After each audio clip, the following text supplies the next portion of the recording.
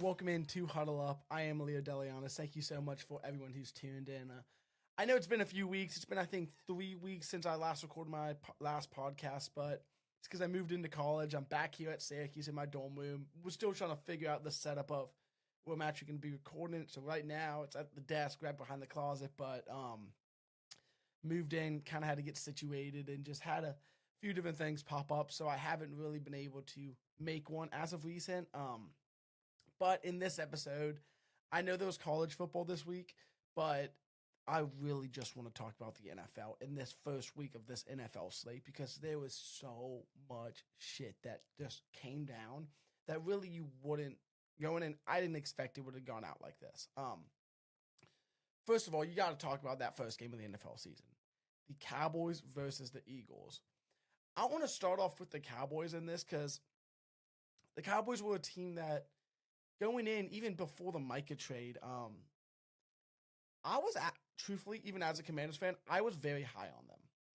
And I've said this to a few friends, but I genuinely would have been less shocked if the Cowboys won the NFC East than if we did. And I know that sounds weird, but Dak is just so damn good. And I mean, he proved it out the other night when he's healthy. That offense is so electric. Like, that offense is so electric. And now, after the Micah trade, I don't really feel that same way. Not even close, to be completely honest. Commanders should be winning the division. But I never thought the Eagles were going to win it just because of that 20-year curse that's kind of just still been going on. But talking about Dak in this Cowboys team, this offense looked exactly how you expected it to. Exactly how you expected it to. George Pickens, although he didn't have the greatest game ever, it's going to get better. It's going to get better. You got cornerback 2s on him now every time. He's not dealing with a cornerback 1. And CeeDee Lamb, I know, he had those 2 drops. Or those 2-3 drops that really, hate to be that guy, kind of lost him the game. He's still so damn good. And he showed it play in, play out. And you know it's CeeDee Lamb. He has arguably the best hands in the league. Top 3 hands in the league. Easy top 3 hands in the league. He does not drop those balls. That's the one time something like that's going to be happening. And they know it. He got his one. He'll be back. He'll be back. My biggest thing about this Cowboys team is I did not know where this run offense, rushing offense was going to come from. And I guess Javonte Williams is doing it. I did not at all expect him to be able to do it. But, I mean, he had, 2 touchdowns week 1. Played a hell of a game. Yes, I know that's no Jalen Carter, which I'm actually going to get into later. But that rushing offense, I didn't know where they were going to be able to do it. Like, I was sitting there like, are they going to throw the ball 50, 60 times a game? And have to just chuck it every play to get down there because they can't run a damn ball. But I don't even know. And Dak looked more mobile than before the injuries. I do not know how that's possible. He was evading stuff, getting out of it, rushing for yards. He looked so good. He genuinely played a near-perfect game. Like, there was nothing you could ask him better to do. And then on the flip side with the Eagles, Jalen Hurts is the only one who played a good game. Only one who played a good game. The receivers, blanketed. Got it? Blanketed. Hurts was that offense. And yes, he only had one throw of 10-plus yards. Like, everybody's seen the graphic. Like, how he doesn't throw the ball downfield. Everyone's seen it. If you watch that game, he didn't have the opportunity to because A.J. Brown blanketed. Devontae Smith blanketed. Jahan Dotson was the best receiver that game for them. Jahan freaking Dotson. Like, that should not happen. That should never happen as Jahan Dotson being your top receiver in the game. But that's what the situation they were in. And that offense is going to get it figured out. A.J. Brown's going to figure his shit out. I'm really hoping we have someone in my fantasy league thinking about trading A.J. I'm trying to swoop in after that game. Would love to swoop in and take him from him because he's going to figure it out. A.J. Brown is too good. This Eagles offense is too damn good for them not to figure this out. But I am more worried, not really too much about the offense, but the defense. Because the Cowboys ran the ball down their throat. They did it any time they wanted to, anytime they thought about it, because they could just automatic. And yes, this is no Jalen Carter game, because Jalen Carter is an absolute bozo and decided to spit in Dak's face right in front of the referee before the first play of the season. So, he's an idiot.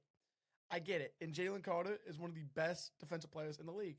So, yes, that is going to hurt you when you lose your best defensive player on the team and one of the best in the league. But that defense as a whole just wasn't too inspiring to me. And I know it's the Cowboys offense. So you only take it with a grain of salt, but God, it looked lazy. And I don't know who the Eagles play. I can't remember who the Eagles play next week, but they need to come out with a little umphdom. And I know they won, but that defense needs to come out with them up. But moving over to a motorist of a game was a Colts and Dolphins, pardon me. And so that's a game with a Daniel Jed-led Colts team. Daniel Jones. And he beat Tua and the Dolphins by 30. And now this is in a situation where, genuinely, Mike McDaniels easily could be fired before the season's over. And that's not even a hot take anymore. That game, or Tua at least, like, they need to figure this hell out.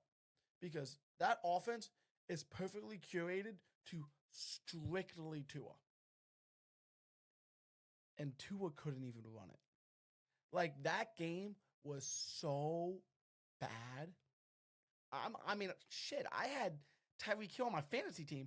I was sitting there like, what the hell am I doing here? I do not know how he had 8 points after that game. He should have probably had like 2 fantasy points.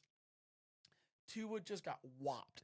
But I do want to give massive congratulations to Daniel Jones. Because as somebody who played him in the NFC East the whole time, I was a big thing of he's only good when he plays the Commanders. It's because the Giants whoop the Commanders' ass every time. If it's only the Commanders, he'd be the best quarterback ever. But he played damn good in that game. He played damn good. And I don't know if sitting behind Sam Darnold last year and with the Vikings for that little bit of time helped him that much. I don't know what it was. But he's showing why he is a starter over AR-15. Or AR-5, whatever the hell it is. It's pretty obvious right now. He was cooking that defense. Cooking them. And now you're looking at a Dolphins team where McDaniel's probably going to be out. Tua's probably going to be out. Tyreek Hill, there is zero chance in hell that man stays. He's asking for a trade. Shit, he asked for a trade going into the season. That man wants out. He wants out so bad. But then keeping it in the AFC, Jets, Steelers. This is the Aaron Rodgers revenge game when Glenn, the head coach of the Jets, walked into the office with Aaron Rodgers and said, you know what? I know I made you fly out here to come talk to me. We're going to cut you. You're done. And Aaron Rodgers went in there, threw 4 touchdowns, 3 of which on the run, which is his best time since 2016. No picks. And then the game was sealed off with a Jalen Ramsey hit stick on Garrett Wilson. But I do not want it to be taken away the fact of Justin Fields and the Jets, they look damn good. The whole thing about Justin Fields is he can't throw in the pocket, he can't throw with anticipation, and he can't read the middle of the field. That's what everybody's been saying. Everybody's been saying that. So have I, really since he got into the league. But you know what? That game, he damn sure did that. It was damn near every play was just a whip over the middle with anticipation, reading the defense. He showed that improvement that we've all been begging for. And I'm blanking on the OC's name. But he was a quarterback coach for the Lions under Ben Johnson.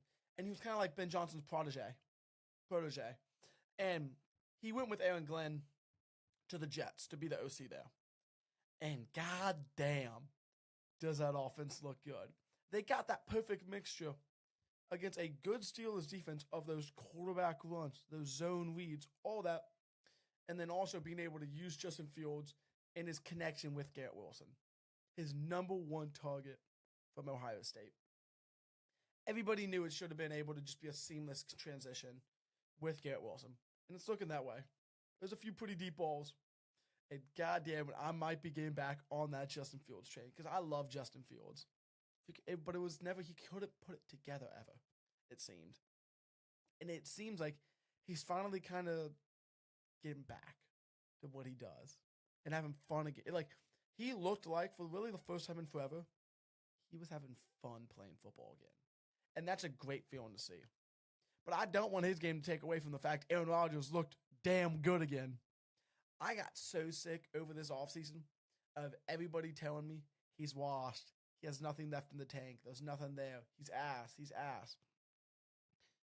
You didn't watch the film. That's all that's saying. Aaron Rodgers, you're an absolute bozo if you think he didn't have anything left in the tank after watching the film. He didn't play great in New York. Will not say he did. But I mean, his first game ever in New York, blew his Achilles out, then came back, and is also still playing in the most dysfunctional franchise in all of football. Flat out. Flat out.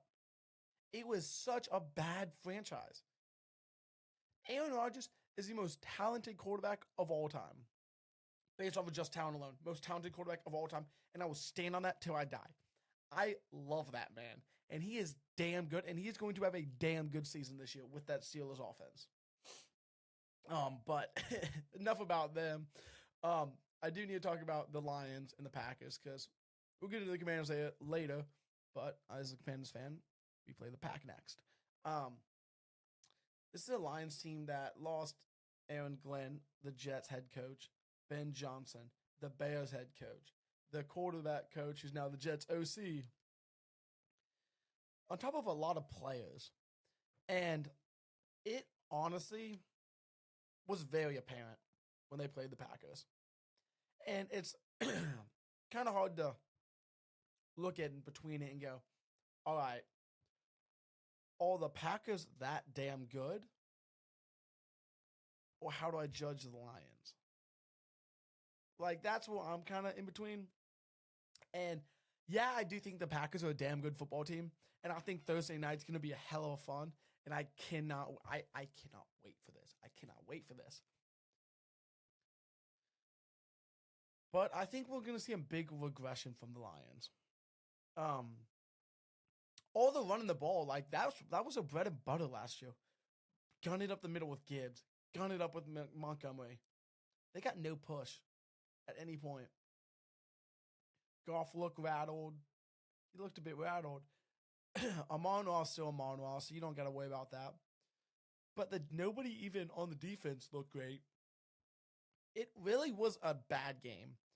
I don't know how it was only a 2-score game. But it was. And so I'm really interested to see how those Lions stack up against, because they play the Bears next week. And after a game like that they had against the Packers, them boys better come out with some energy. They better come with some energy. And it's a Lions team that needs a win against the Bears next week. They need a win. But you know who also needs a win? Caleb Williams and those Bears. And so I'm going to get to Caleb and them. Actually, we'll just do that now. Monday Night Football. Caleb Williams. I was big on Caleb Williams coming out. I loved him. Now, how long could I have been? I was wanting Caleb over Jaden. Love my choice my team made. Love how it worked out. But Caleb Williams has the talent to do everything in the world on the football field. Any throw, any move, any play, doesn't matter. The problem is right here. It's between the ears. That is his only problem on the football field. When you look at Caleb Williams, he makes the very difficult throws look damn easy. Damn easy. And it's not even close. But the problem is, he makes those easy throws look goddamn difficult. And you saw it last night. That first drive and half. I sat there and I was like, ooh, he looks good. He looks good. I'm like, there we go, Caleb. Like you're playing like you're supposed to be playing in the Ben Johnson offense. You're looking good. Then after that, when it wasn't scripted plays anymore, and it was just Caleb having to play, you saw no progression from last year. Zero progression from last year. You saw late throws. You saw running into pressure, evading a clean pocket, putting damn too much zip on the ball, and just looking rattled every play. Think about that DJ Moore play. DJ Moore with the crosser over the middle. The linebackers were split. You had a big gap right through the middle with those linebackers split. I think it was on a 4th down too. And Caleb gets in the pocket. He's all rattled and just whips it. Way too fast. The ball's in front of DJ Moore, and he throws it way too fast. The slow motion that they showed on the game does not do it justice. When they flipped the camera around and saw it in real motion, you sat there like, what the hell are you doing? You had such a big gap. He could have lobbed the ball to him for Christ's sake. Like, there was so many other throws he could have done. Or the Cole Kmet throw. Late in the 4th quarter when they were driving. Thank God Cole Kmet caught that ball. But it was way out in front of him. He had to tip it to himself and then somehow be able to bring it in. It was a bad throw. Literally, if you put that ball anywhere else, it's a good throw. But Caleb Williams was not able to do that. And he can't do that because he cannot do the easy shit. And that's the problem. I'm also a firm believer on Tyson Bagent, their backup, who they just paid, runs this Bears offense damn better than Caleb Williams. Now, don't let that be mistaken as he's a better quarterback than Caleb or he should be in instead of Caleb. He shouldn't, because Caleb has all the talent in the world. But Bagent runs this offense damn better than Caleb. He runs the Ben Johnson offense how Ben Johnson wants it to be read. He wants you to sit in the pocket. 1, 2, 3, go. 1, 2, 3, go. Look, look, look. None of this. You're pansying around, running around, trying to outrun everybody like it's college. And that's what Caleb does, and that's why he's going to not be good. I want him to be good. I want him to be good. But he's not. And that's what the Bears fans don't understand. He does not look good. And you see no progression from last year. And then I got to say this. Non-football-wise, play-wise, what the hell was he wearing last night? That man in college had drip. That boy in high school had drip. He goes out last night in a shirt like this under the loose pads. The pads are here, and then he's got this shirt hanging through. And he has arm sleeves on under it. He looks so damn stupid. And then he plays stupid too. Like, what the hell are you thinking? That's enough about Caleb. I personally cannot stand that man. We've had the problem of the Bills now. That Bills game. And it sucks. I like the Ravens. But this Ravens team, they find a new way to lose every time. Every time. They did it in the AFC divisional round last year against the Bills again. Dropped the ball, Mark Andrews. Thank you. Killed my bet. You got the Chiefs game last year. First week of the season. Isaiah Likely, game winner, out of bounds. And it just seems like they blow so many leads. I think they want to blow a lead. Like, I think they like blowing leads. Because, I mean, I saw a graphic of, like, all the times in recent history they've blown leads. And it was, like, 8 different times. And you know it's bad when it's, like, 4 different score bugs from, like, each company. So you can see, like, oh, well, this has been going on for a while. Because they constantly keep changing these score bugs. But, goddamn, the MVP versus MVP matchup, good. That was fun. Derrick Henry, I know he had that late fumble. And I'm not going to say he played a perfect game, but god damn it, did Derrick Henry look good. What do you have, 170 yards because of the fumble? Like, that was, like, probably the best game of his career, if we were being honest. And Josh Allen is just so good. I do not understand how on 4th and 3 with a minute 30 left, John Harbaugh says, I'm going to give Allen the ball back. I'm sorry. I'm going for that 4th down. And it may just, I was talking to my friend who's a Lions fan. It may just be because I'm a Commanders fan, he's a Lions fan, and all teams go for it a shit ton on 4th. But I'm not giving Josh Allen the ball back to win the game. Are you crazy? Why would I, why, how is that smart? I get your defense is good. But you know what's also good? Probably the second best quarterback in the NFL besides Patrick Mahomes. And they're the only 2 players on the damn field, and maybe Joe Burrow, who could take you down in that situation. Only. I'm not giving you the ball back with a chance to win the game. Are you stupid? I know it's against the analytics, and it's a different viewpoint, but I do think it's something that is going to be more thought about now. Because you can't keep giving these top-tier quarterbacks the ball.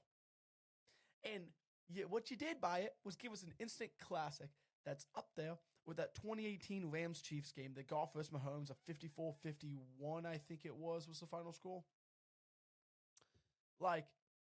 That game was amazing. And thank you for it, Jim Harbaugh. Because I don't know what y'all boys were doing, but you looked bad. And that offense, it's also the worst part about this, if you're a Ravens fan, is it's going to have playoff implications. Whether that's one you as a 2 seed, one you as a 3 seed, one you as a 1 seed, one you as a 2 seed, it's going to have big playoff implications at some point. And it sucks because you lost another one. It sucks for Lamar because he's damn good. But that's enough about Lamar. Keep it in the Beltway. How about Jaden Daniels? That game, 21-6. Damn good game. Damn good game. That was not even close to the best game the Commanders could have played. And we won by 15. That's what gets me the most excited about this team. You win by 15 against a damn good D-line that we ran the ball over, that Jaden threw the ball over, Jaden scrambled over, and you still won by 15. There's so much to be happy about in this game. And I don't really have any worries because all my stuff that I'm about is going to get figured out. The Terry stuff, it's Terry. That connection's going to be back. That deep ball, you saw Jaden immediately after. As it let go and it didn't fall to Terry, he was like, he starts laughing, going, my bad, I got you. That's going to get figured out. Hopefully it gets figured out this week when we go into Green Bay in Lambeau, because that would be nice. Because I think that's a game we need to steal, because I think it's going to have massive playoff implications because of seeding. But goddamn, it's so nice to be back. It's so nice to be back. And I do got to shout out my boy Bill, because Jacory Bill Krosky-Merritt is somebody who I had my fantasy draft for my main league back for my friends back home. Started training camp time. It was right after the first week of training camp, after I went to the first practice. And throughout minicamp, throughout training camp, and after watching them, I kept hearing this name, and I was like, all right, the 7th round running back, yeah, there's a lot of hype around this man. I like his tape, but he's a 7th round running back. And then I started to learn more about him. And I found out the reason he was a 7th round running back is because he had eligibility issues. He's a 2nd round player who had eligibility issues that we snagged in the 7th round. And I remember watching training camp. I was there with my friend Danya, my brother, and his brother. And the running backs were right in front of us from where we were standing. And I'm watching them. I'm watching the footwork. They're going through bag drills and all that different stuff. I'm like, all right, B-Rob. Looks slow. Eckler always has that twitch. He always has a little bounce to him. C-Rod looked good. McNichols looks good. Who the hell is 32? Who the hell is 32? He looks like the damn best back we have by far. Like the twitch in the holes. And then when you go to 11 on 11s, he looked damn good. Damn good. And I'm sitting there and I start talking to one guy next to me, and I go, yo, bro, who the hell is 32? He goes, that's Krosky Merritt. I go, the rookie? That's Jacoy? He's like, yeah. I go, oh my God. And then I start reading more into him, and I start reading the reports from all the reporters and from the coaching staff and how everyone talks about that man. And I go, I'm drafting him. He's on my dynasty team. And I was cocky while we were doing the draft. And I was like, oh, I got a boy y'all never heard of. Y'all don't even know who this is. And we had a few Commanders fans with us. Like, y'all boys don't know anything about this man. I drafted him in the 20th round because I got urged with my 21st round pick. 20th round. I put him on my taxi. And right when they traded B-Rob, I go, it's your time to shine, baby. I kept him on my taxi this week. Because I didn't really know. I didn't want to cut anyone. I didn't really know how his usage is going to be. But he had 10 carries for 82 yards and a touchdown. And a 42-yard run. He's had 10 carries in his NFL career. And he had a 42-yard run. Brian Robinson, I think the number was 427 carries. Has never had a 42-yard run or longer. Bill's good. Bill looks damn good. He looks damn good. And I cannot wait. I think by week 5, he's our starting running back. I mean, they didn't play Rodriguez. He was inactive. McNichols got little time, not much. Eckler started the game. And he got time. But it was more, when he got time midway through the game, it was more pass blocking. And the actual running back was Bill. Bill, Capitol Hill Bill. That boy is tough. And I cannot wait. I do want to say thank you for everyone who tuned in. It was fun to be back. I've been missing this. I've been not pushing it off is not the right word, but I've just been so busy with getting back going in college class. I'm taking 19 credits this semester, so it's just been a lot going on. Then trying to also get film to get a job after college because I'm a junior. It's nice to be back. Thank you so much for everyone who's tuned in. Have a great day. Make sure to hit me up on my YouTube at Leonidas Delyannis, my TikTok at LH Delyannis, my Instagram at Leonidas Delyannis Sports, and pretty much everywhere you can get your podcast from Spotify, Apple Music, Amazon Music, pretty much anywhere. Thank you so much.